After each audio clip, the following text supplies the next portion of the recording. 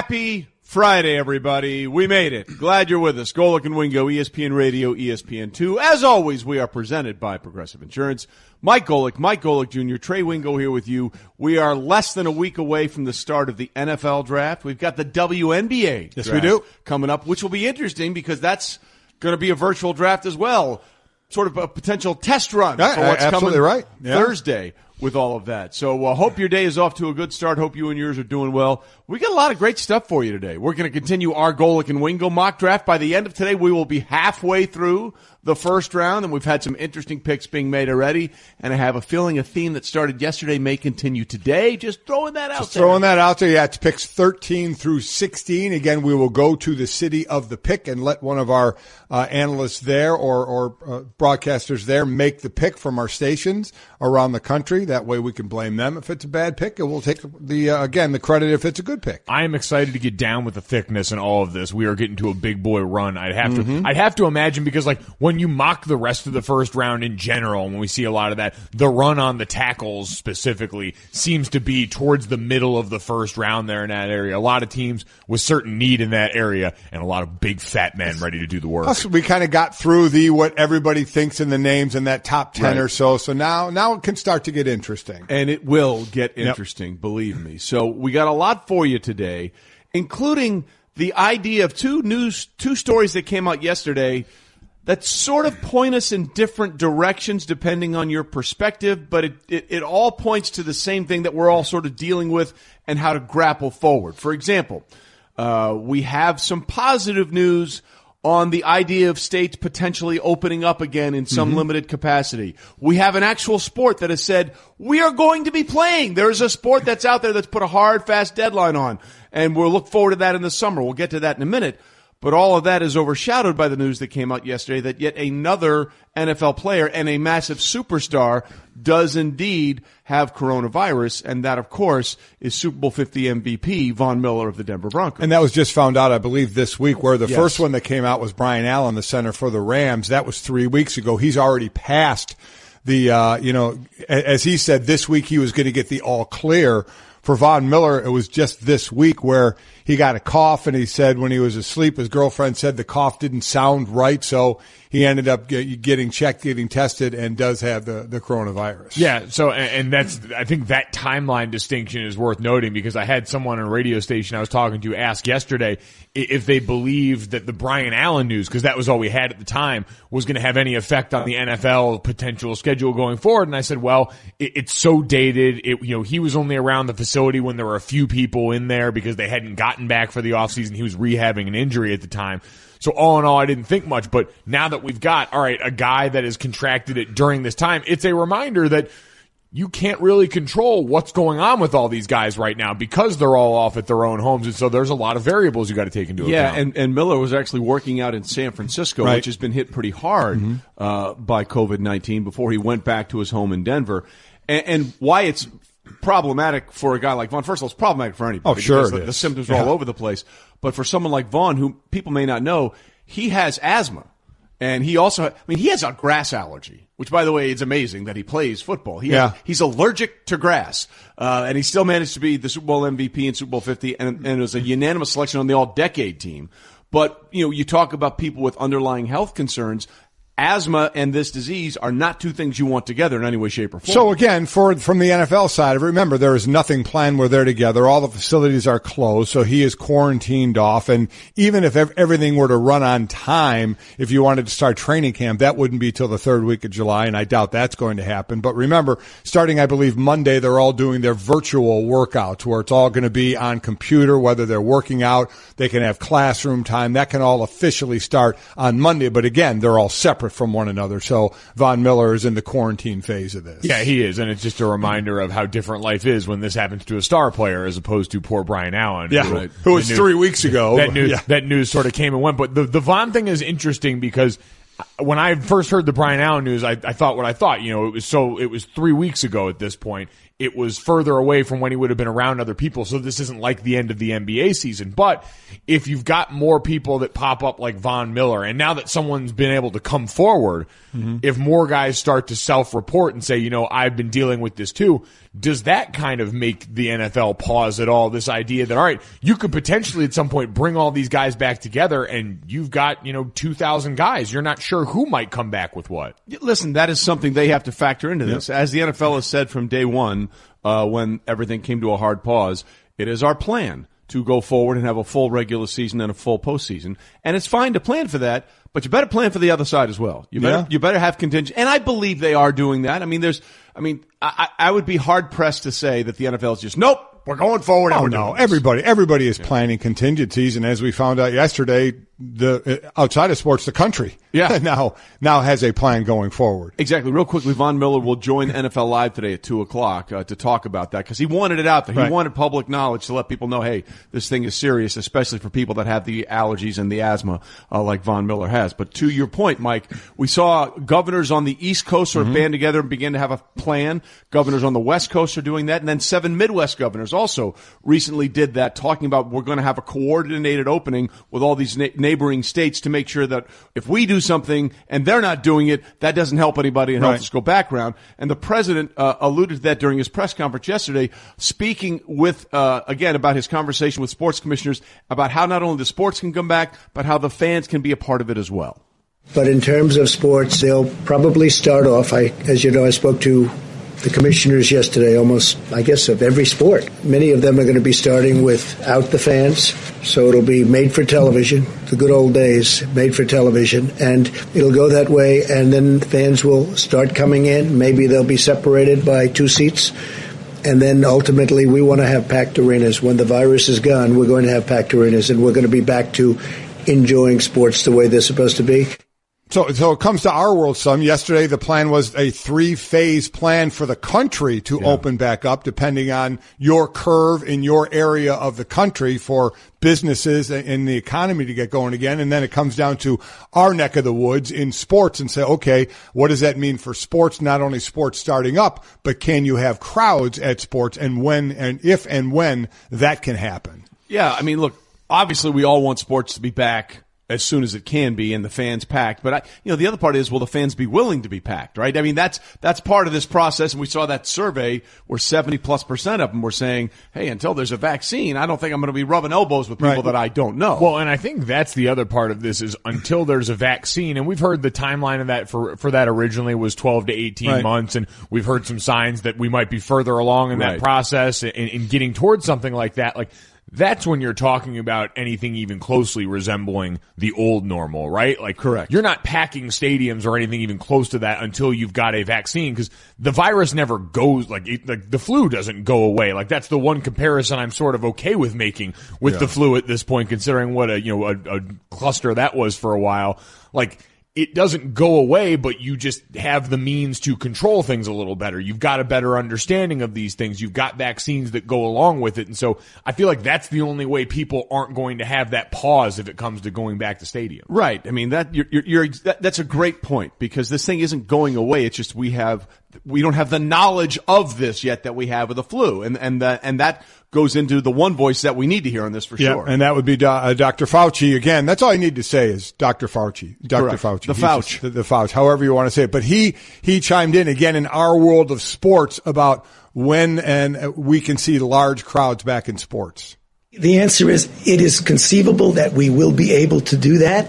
I think there will always have to be attention to making sure that we don't do all that packing in together. I think we'll be able to have sports events in that phase where you actually have participants there. I'm not sure you're going to be able to do that uniformly and evenly temporally with everyone, but when people get to that phase, paying attention to the fact that if there is a rebound of any sort, that when you're in that phase, you can respond to that, or you put it back and go in the other ways. Yeah, and listen, that's the thing, because we've heard this from Governor Gavin Newsom of California. He's basically said, in terms of crowds, we're not going to have anything like that in our state until 2021. So I think that's the point that Dr. Fauci is alluding to there.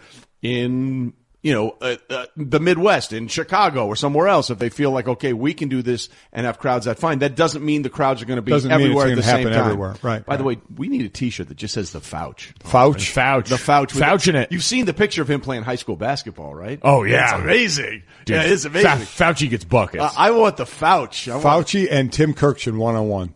Oh man, Tim's a sniper. Tim is. Yeah. Tim is. We failed when we didn't ask Cal Ripken. We had him on last week about Kirkchen's game. Yeah, there's that picture of him. Kirkchen's game is legendary along those lines. So we're talking theoretically about these sports and beginning again, but one sport is moved past the theoretical phase. They are ready to resume in a little over a month. What does that actually mean? Currently, we're all living in a time of uncertainty. But one thing that these last few weeks have made crystal clear is that we all need to look out for each other and come together to protect the things we care about, including the planet we all share.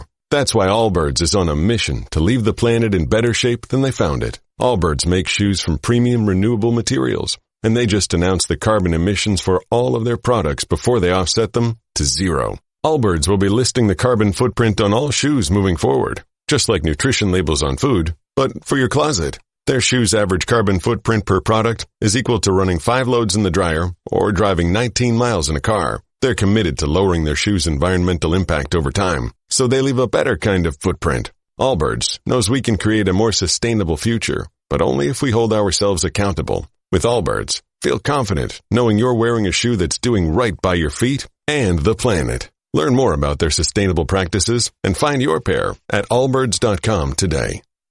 Trade Pros. Ferguson is committed to making business with us the easiest part of your day. Ferguson.com is designed to help run your business from the office to the job site by making your day-to-day activities easier with 24/7 account access, unmatched online inventory, and on-the-go account management. And with our Pro Plus customer loyalty program, you can earn points with every online purchase, redeemable for merchandise, event tickets, trips, and more. Sign up today at Ferguson.com.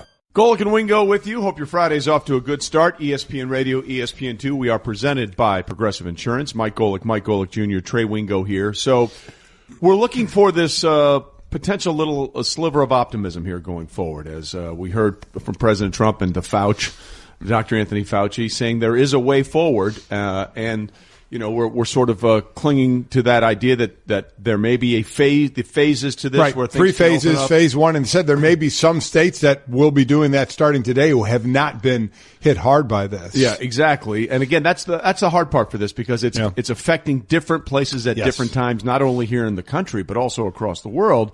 And one of our favorites, who used to work with us forever, Herm Edwards, who's doing a great job at Arizona State. By the way, potentially have a receiver taken in the first round for the second straight year, coming up in the NFL draft next week, basically was asking the question that a lot of people have been asking when it comes to college football, because the idea had been out there, well, they can play because it can be a little more controlled and the students don't have to be there. But, Herm, as always, the logical one, said, wait a minute, if it's not safe for one part of the collegiate experience, how can it be safe for the other? If the students aren't on campus and we feel they're not safe, then the question I have to ask, well, if they're not safe, are the players safe? And this is a sport that we play. It's not a social distancing sport, by the way. Last time I checked, if you are a social distancing football team, you're not going to win many games. By the way, this is a game built on contact. Now, they're not saying that you can't play, but it'd be very interesting. So I do love that from Herm. I mean, there's a lot of cornerbacks whose careers ended because they were social distancing. And there are, and that was a funny spin on a point that we've now heard multiple coaches make, which is that same bit of concern, and it's one that was addressed. Like when all of the conference and commissioners were on the call with the vice president, they basically said, we can't put these guys on the field. We can't put our student athletes on the field until we've got students back on campus. And so that kind of goes hand in hand on college campuses with fans in the stadium, because we know a large chunk of your fans tend to be students that are on the campus. But even because it's the biggest sport with the most participants, I guess a lot of people are saying, well, even in the NFL, you have virtually, between the sidelines, all the teams, all the medical personnel and ancillary people. You have a lot of people on a football field. So why, if you have nobody in the stands, is it safe for everybody on the football field? Well over 100 to be safe. We're efforting a infectious disease doctor, because we know about in this phase also it's no more than 10 people, no more than 50 people. Then that number will keep going up. But so is that going to be the line? Okay, you can't have 60,000, but you can have 300. With 22 guys at a time hitting one another and everybody being in close proximity. So I guess there are phases. We're trying to ask that question to somebody other than us, yes. like an actual doctor. Yeah, this is something that just as I play it out logically in my head, the more and more you look at it, it seems to make more logical sense that if we're talking about football seasons, the NFL would be first before college. Yes, without question. That one seems to, like, more and more as we go along make like for a variety. Yeah, I mean to say for the control, for the ability to have a choice as far as the collectively bargained aspect of players having a union in the NFL versus college, where they're like the student portion of this we're seeing is right now rearing its head a lot because of the way they've got to go about this with the different rules, and rightly so. Like, if you're going to continue the farce of amateurism, you better at least operate and act like it's something that matters to you. So far, so good on that. I am writing that down, the farce of amateurism. That's what it is. No, you're exactly right. That's why that's going to be my new the hashtag. youngster puts it in better phrases than the farce of amateurism. So everyone's waiting to see what happens with the first sport back. We all know Dana White wants to be at the UFC. Yes, he does. He wanted to be this month. He's trying to make it next month. Trying to make it May 9th. But we have a sport that has come out there and say we will be back, and they put a date on it. The PGA Tour announced Thursday that they plan to resume in June.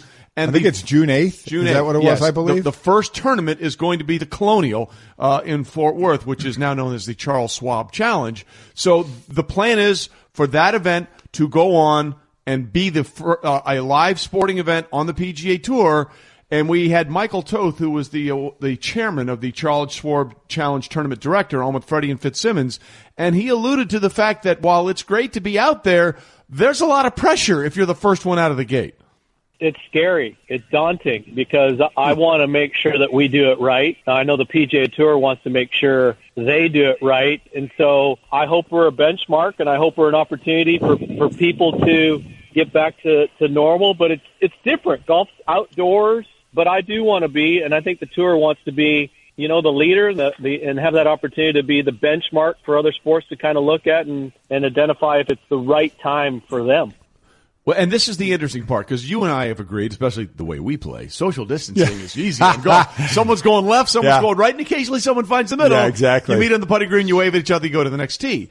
But the problem for this one is the players. The travel coming in. The travel where they're coming from. Because we heard from Rory McIlroy after they shut down the Players' Championship after the first round. He was asking, and he said, look, we come in not only from all different parts of the country, but all different parts of the world. How do we know if we don't have tests? It is different, right? Because you're talking in other sports like baseball, they're talking about the biodome. Well, you can't do that in golf because they go to different places to golf each time. So while Toth says it is different, it is still kind of how are you going to do it? What are your testing procedures going to be, especially to the ancillary people that have to be involved in a tournament? So I get it to being a bit nerve-wracking of being maybe that first live event out of the gate. It is going to be interesting how we treat, and I don't want to say real, but how we treat how we treat one of the normal sports in this, because remember when we talked to Triple H before that WrestleMania weekend, like that sounds wild to just say the sentence I just said.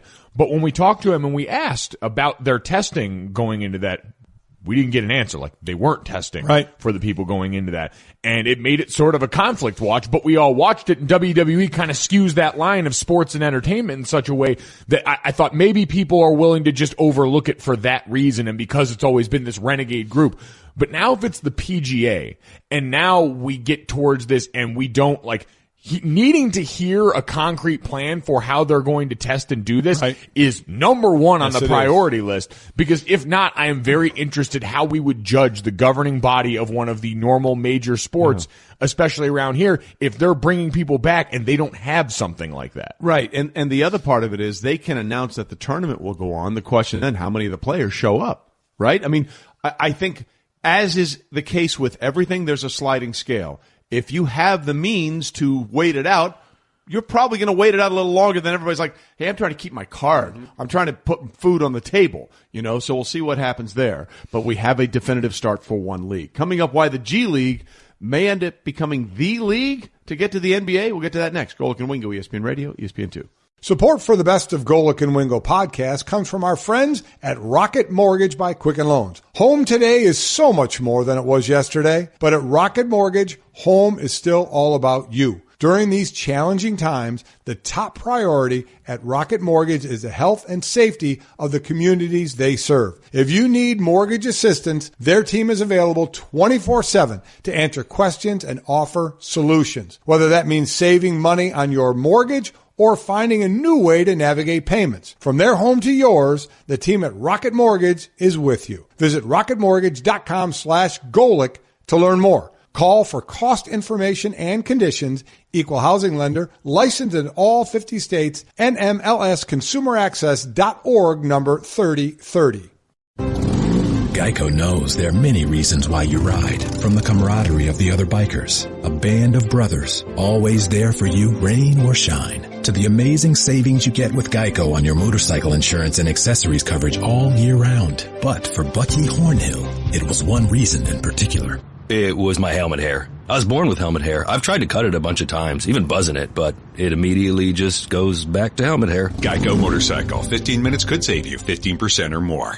All right, Golic and Wingo here on ESPN Radio, ESPN2. We're presented by Progressive Insurance, and we've got a lot of big news coming out about a very real league right now, a very growing league right now. But you just shook me during the Sports Center read. Oh, yeah. We need to address what you just showed me. The G League news didn't shake you right now? Well, the things going on yesterday, guys potentially choosing a different path that could rupture the NCAA? I was prepared for that. I was not prepared for what you just showed me. Yeah, no. Also, there was a video going around yesterday on the internet that someone actually checked a box of crabs on the plane, and that box exploded by the baggage carousel, and so there were just probably tens of crabs crawling all over the baggage carousel at some airport. Oh my God! like it's not trepidatious enough to fly right now. Terrifying. And then you go to get crabs your bag. on a plane. There's crabs on an airport. They're literally on the carousel, wheeling around. At least I know I can outrun a crab, so I'm not too worried about that. Yeah, no, it's just kind of like numbers, man. It's numbers. A haunting visual. Yeah, You get cornered. There's too many of them. They've come for their revenge. It's incredible. So to the actual point we were talking Yes. about, as Golic and Wingo is with you here on a Friday morning. Yes, exactly. And before we even get to that point, we do have our usual Friday tradition around here now. Our tail of the tape, our manufactured competition, because until we get to things like the PGA holding events and potentially what could go on with NCAA football, we got to fill the time in the meantime. And so we've done that by manufacturing weird little competitions to try and hold you all over on this one. So this week, in honor of The Last Dance, Michael Jordan's documentary that's going to start on Sunday, that that Last Dance Bulls team, we decided to go with, in MJ's honor, great bald men in sports history to go through this one. We weren't going to include Michael Jordan because he would win the whole thing. He's the GOAT. And so we wanted to start this off with the tail of the tape bald legends, and the first round is the NFL division. So let's start this one off with our first contestant. A 6-foot linebacker, proud owner of one of the most iconic interception returns in Super Bowl history, and the record for most middle fingers directed at the Hard Knocks cameraman. A former Defensive Player of the Year, an internet sensation for insane workout videos, and also cracking an egg with his bicep because why the f*** not? From Kent State in Ohio, James Harrison.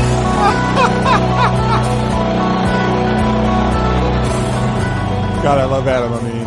It's electric. Listen, and he's not here for participation trophies. He's here to win the damn thing. Yeah, he is absolutely here to win the damn thing. Again, Adam Amin, our commissioner, our announcer voice, phenomenal. all these things, and as a Chicago guy, certainly near and dear to his heart. Let's see who the challenger is for James Harrison.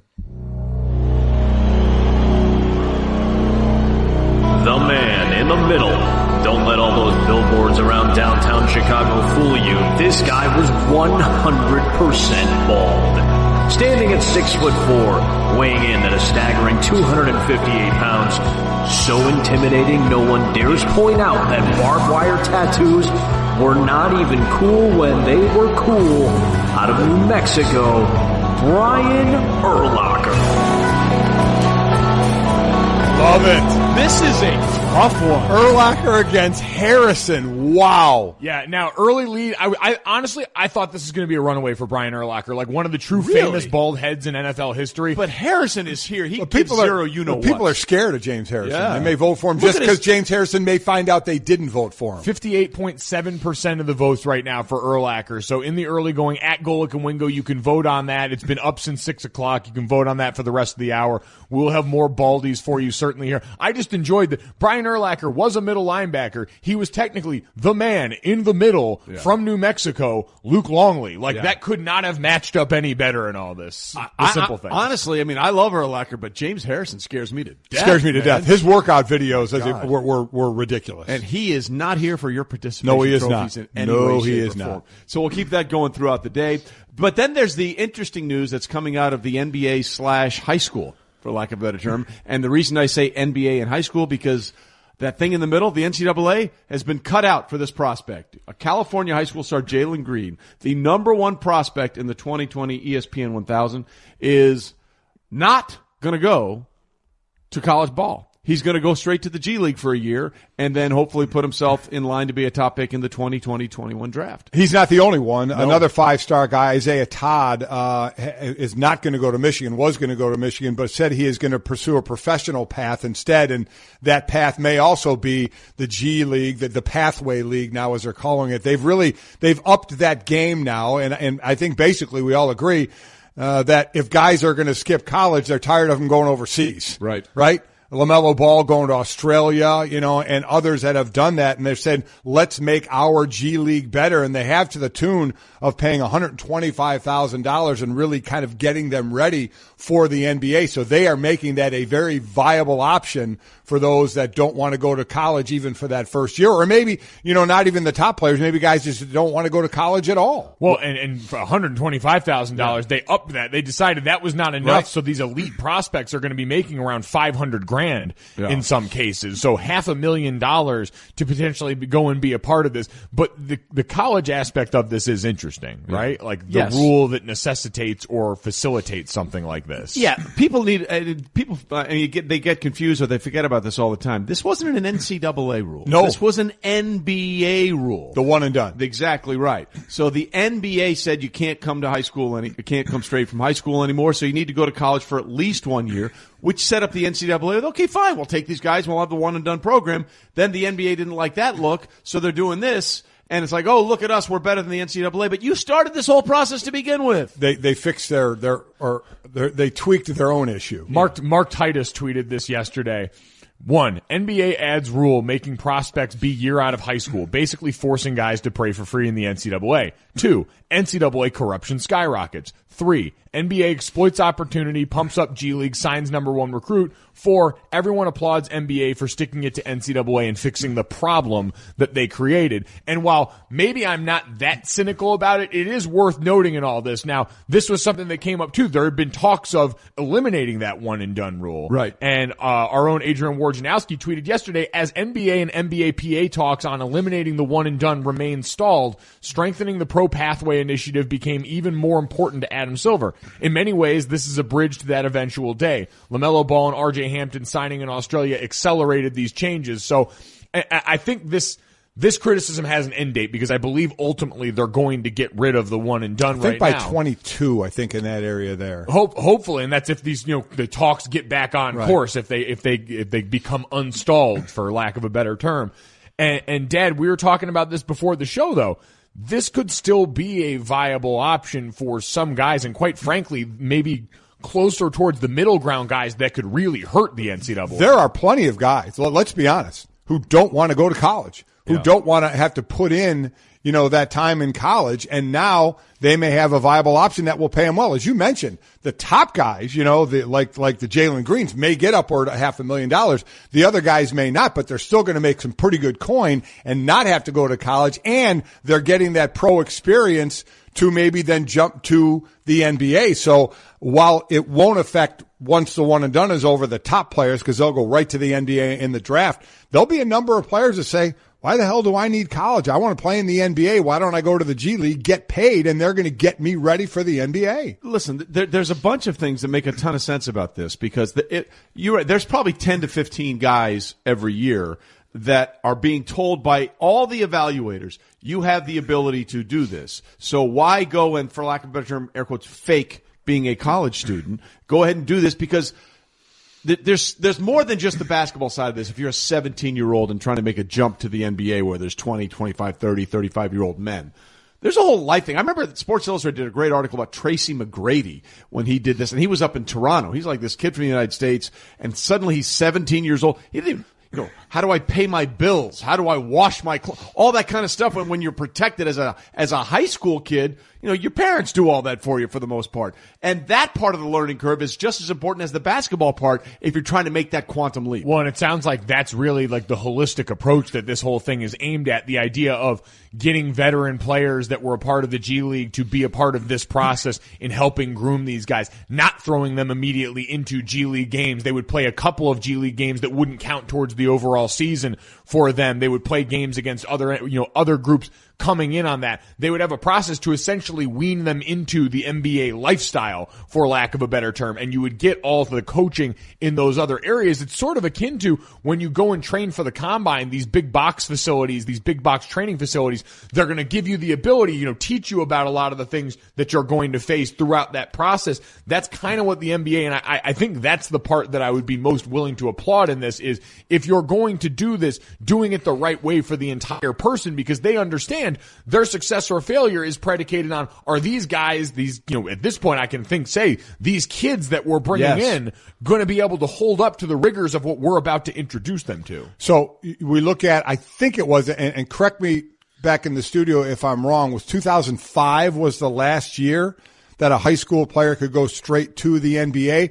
And if so, someone give me the numbers up. I don't think it's a lot when it happens. Right. Maybe just a couple that go. I'm guessing on that, but I don't think it's, I guess to my point is it would only affect a couple of players. The real detriment to the NCAA, I think, would be the just below those players, right, who are going to use that big word, eschew college. Yeah. And go to the G League, and now there's a lot more college teams out there that aren't going to have those talented players at all. So that part of it is problematic. So for all that, it's time for Straight Talk, brought to you by Straight Talk Wireless. Here's Jay Billis, who obviously is the voice of reason in all of this when we talk about the NCAA and college basketball, on what this may mean for college basketball going forward.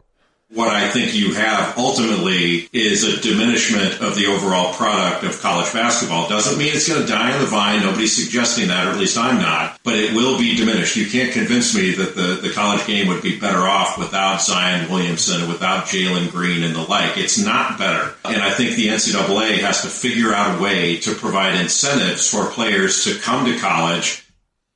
And listen, and obviously Jay, of course, speaks for the thought process that a lot of people have, but he also is a Duke alum. And let's just take Duke specifically, right? 2 years ago, if this was an option, both Zion Williamson and R.J. Barrett from one team might have opted to go to the G League because they were both one and dones. They were, and that's the part of it where I agree with Jay in the fact that you always lose when better players aren't on the court for you or aren't on the field for you.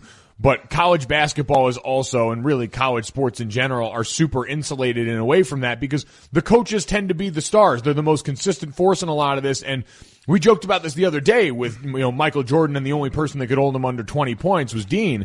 Like, college basketball coaches specifically tend to coach a lot of the, offense and creativity out of a lot of these guys. It's a rigid structure, which means it's also like uniquely able to hold up in a situation like this. Because March Madness is predicated on upsets and pageantry and all that. It's a few players every year that jump out and surprise us, but in the end, we want to see UMBC go out there and knock off a 1 seed. We care a little bit less about the players involved. Go look at Kentucky with Calipari when he was having all those number one draft picks, the minutes they were playing a game and what the points they were averaging. It wasn't a ton because he was spreading the wealth out there because he had so much wealth. So, and to Jay's point, college needs to incentivize. How are you going to incentivize? You know the way you're going to incentivize, right? You're going to let these guys make money on their likeness because that's it. Because and that may not even be enough. I can go to the G League, get paid a couple $100,000 and be a pro and not have to go to school, or I can go to college, hopefully get paid a little bit of money off my likeness, but have to do some college work, even though, let's be honest, it's one semester of work. Yeah. If you're a one and done, if you only go one and done in college, it's one semester, because that second semester, if you're going to be in the draft, it really doesn't matter a whole lot. But I guess that's what I mean. Like, even as you say it right there, it's pointless. Like, the sirens go off in your head. Yes. It is completely pointless, that one semester of work. So I still look at this. The NBA will get partial credit right now for this. The NBA will get full credit when they eliminate the rule that they created. When they eliminate the one and done. Yes. And if this is an option for that second tier of guys, the guys that are very good players who probably would have been maybe 2 or 3 year players in like college. a Trey Jones at Duke. Exactly. Like that would be the perfect case study. And once you do that, because right now, yes, the NBA has improved their product in that regard and has given a better option than the NCAA. And in general, I like when groups improve the quality of what they're doing. This is kind of like what we talked about with the draft. Because if you do that, now you force the other group. The NCAA could respond, it could get mad, or it could improve its product and make it a more appealing place. But the NBA is doing the big brother thing right now where we say, well, we've got this one and done rule, so you kind of have to eat a fistful of you-know-what. The other thing I'll say, too, is not every college athlete is going to college and like, oh, my God, where am I getting, my next dollar from? Some have a little bit of money or don't come from a background where they're always looking for money. So, and let's be honest, going to Duke for a year is way more appealing than playing in the G League. Going to North Carolina for a year and that experience. That college experience and playing for Duke, for North Carolina, for one of the big boys, it's taking the money. If a player doesn't have to worry about the money right now, that's the one thing college does have. To me, that's way more appealing than the G League. All right, so let's try and do the impossible, right? Let's try and do a projection, because right now it looks like Jalen Green and in all likelihood Isaiah Todd, 2 of the top guys coming in, are going to go the G League route. One we know is, the other one is not confirmed yet, but it looks like it's headed that way. And let's say it works out for both of them, that they make close to $500,000, and then they're good after 1 year in the G League in the NBA. That's going to have a trickle-down effect. Those numbers are going to start to rise. So what are we literally looking at? 10 to 15 top prospects every year that'll do the G League and skip the college thing completely? I think it'll probably be even fewer than that to start, if we're being honest with all this one. I think so as well. Until you see enough proof of concept in a lot of that, because when you think about it, we're talking about like guys that are lottery picks potentially, right, that are going to be the ones in that. Everyone else has to do some improvement of their stock. But if you get a couple of those guys, and then you get some guys in that next layer down of those guys just outside of the lottery who could be first rounders, like Trey Jones is the perfect example of that. And all of a sudden, that becomes an option for their development. Because the college experience thing, Dad, I'm with you. There's some value in that. But even money aside, if your goal, which 90% of the guys, maybe 99% of the guys that play college sports, especially for football and basketball, are doing so because they also have dreams of playing at the professional level. And if this level is going to better prepare me for what the professional game is going to ask of me, because again, we hear all the time, the college game is not emblematic of the NBA game in a lot of ways. It is overcoached and overdone in a lot of these circumstances. If I can go to something that's going to show and prove it'll better prepare you for the thing that I want in all of this, there's a lot of value in that ain't dollars and cents. So here's another thing, though, that is dollars and cents if players want to worry about it as well. Are you, and let's take Zion out of it. He kind of surpassed everything. Take the guys, just below him. If they went to the G League for the year, or they were the stars in college like we had last year or 2 years ago, I mean, it was something, right? Not only Zion, but there were others out there. What does it do for them from a marketing standpoint of that first shoe deal they're going to get? There's one thing about it. You go to the G League, you're going to be lost, right? You're not. Those games are for now. Yeah. Right. But my point is, what does Nike and Adidas and everybody see? They see you at Duke for that year. They see you become this star. And I think that adds value to that initial shoe contract you get, instead of going to the G League where all of a sudden your name isn't heard from again until the next NBA draft. Unless somehow, some way, the G League becomes more prominent, which, let's be honest, I doubt it.